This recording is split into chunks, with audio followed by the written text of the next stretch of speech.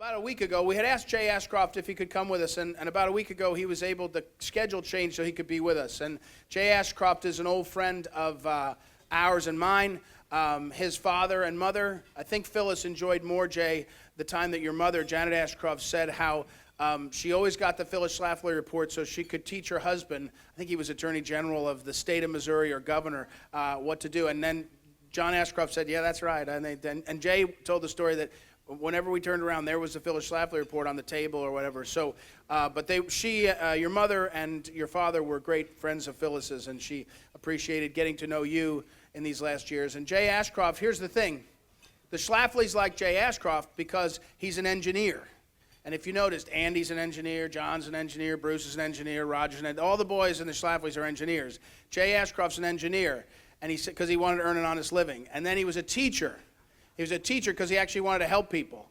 And then he got exhausted because all that's hard work, so he became a politician. And he is now the Secretary of State in Missouri. And one of Phyllis's speeches, which I can't remember if it was the one that Madeline Castle did such a great job. Is Madeline here? Is Madeline Castle here, Rebecca? Is she here? My gosh, what an incredible, talented woman she is. She was the Phyllis Schlafly last night. But one of the speeches, Phyllis, it was last night, mentioned voter integrity. And since Chris Kobach left as Secretary of State of Kansas, Jay Ashcroft as Secretary of State of Missouri is a national voice on protecting our elections. But he's more than that because he's a great pro-life man. He's a father. He and his wife, Katie, have 4 children, and that keeps him very, very busy. And they live down in Jefferson City now because of his job. And he is one of the leading young conservatives coming forward, and we're so proud to have him with us. Jay Ashcroft. Jay? Thank you. Well, thank you, Ed, for that. I really liked the last half of that introduction better. When he was talking about how this was the no fun day and I would get to start that off, I wasn't really sure which direction that was going. But maybe that'll teach me to make sure that my schedule is clear earlier ahead of time and get back to people. We had a little bit of excitement this year in Missouri. Alabama likes to try to take some of that in some other states, but I think Missouri passed the strongest pro-life bill in the country. And it was,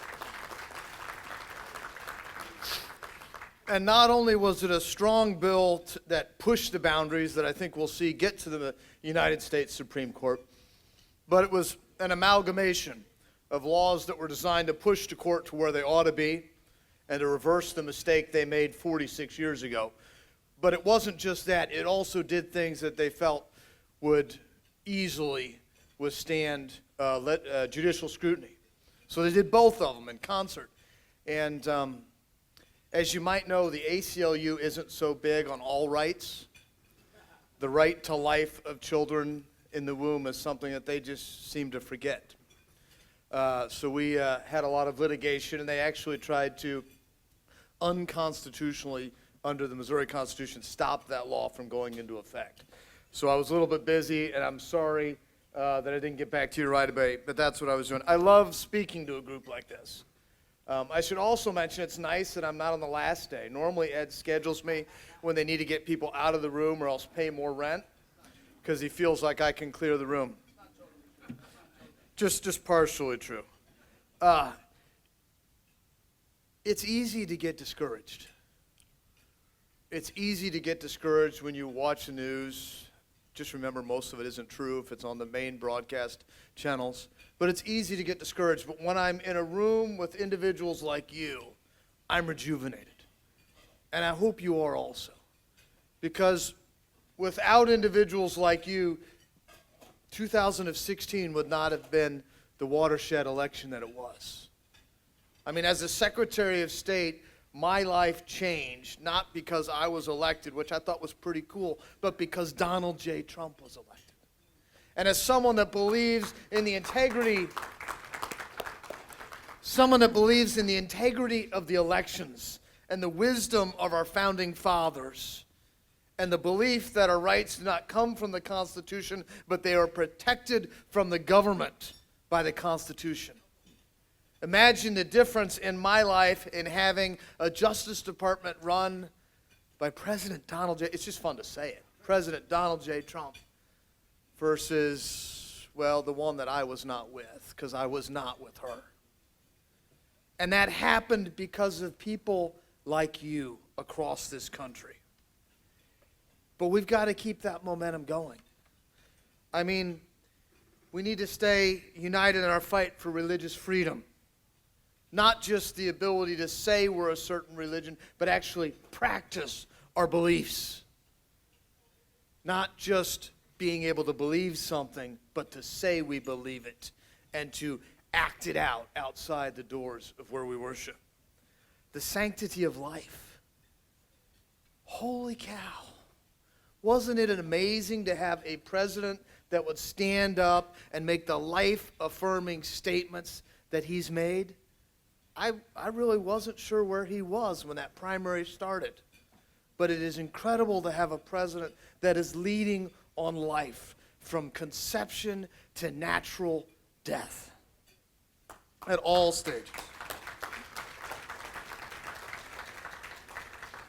And I appreciate what's happened, but I think that there is a real cancer in our society that you see, and you have noticed it, but I want to talk about it because I'm not sure we define it as well as we should. Because for a long time, I think the hue and cry of conservatives was liberty and freedom.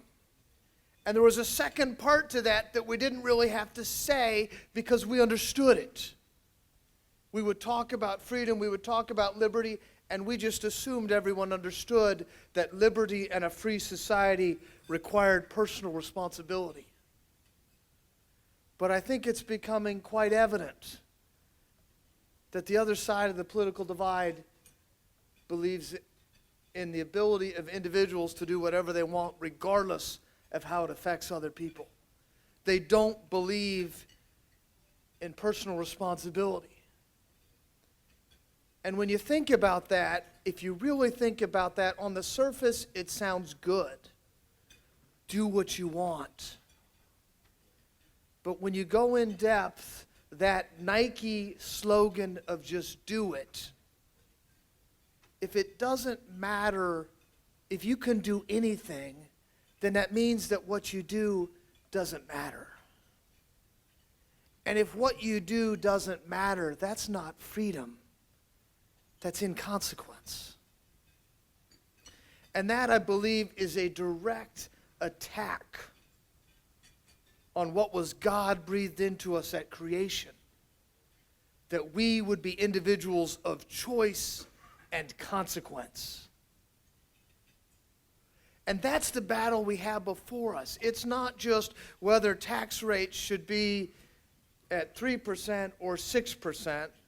Wouldn't it be nice if the federal tax rate was just at 6%?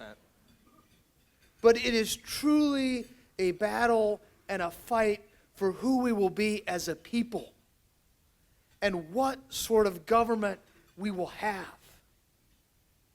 Because the other side, when they don't like the rules, they just say, that's not fair, we should change the rules.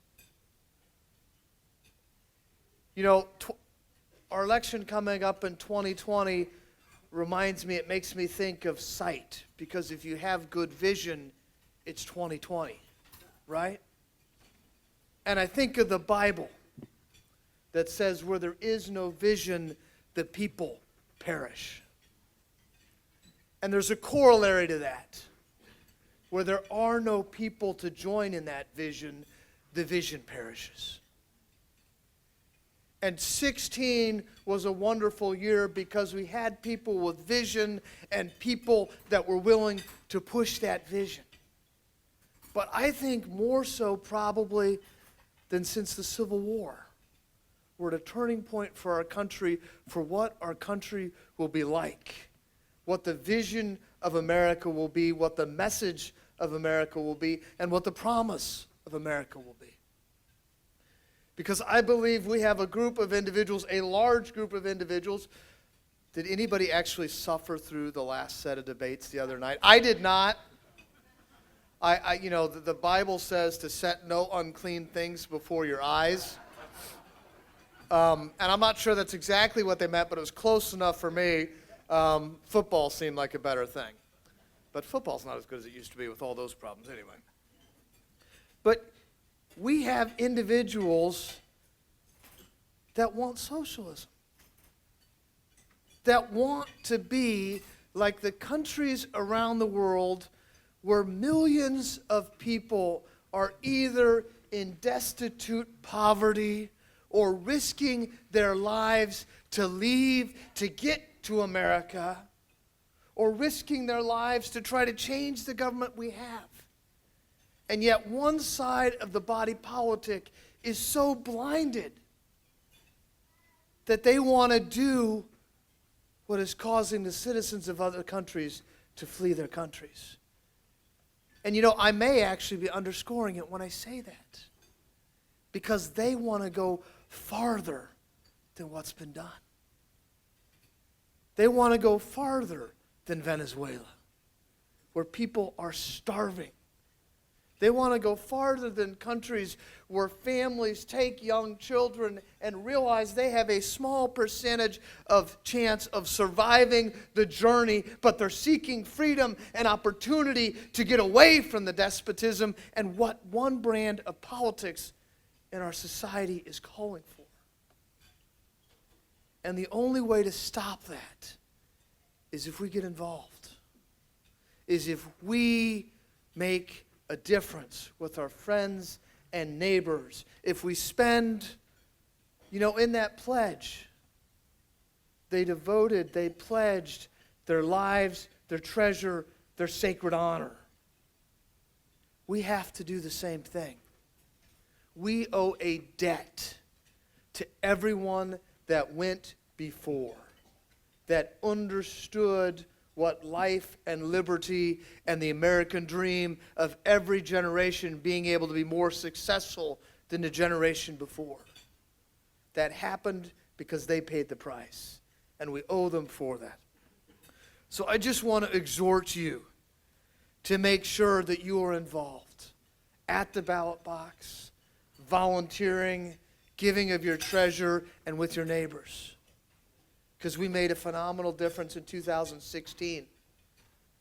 But it will not continue unless we do. There is a relentless foe that is against our values and our institutions. We must stand up against them. And if we do, the beacon of liberty, that shining city on a hill, will survive and continue once again.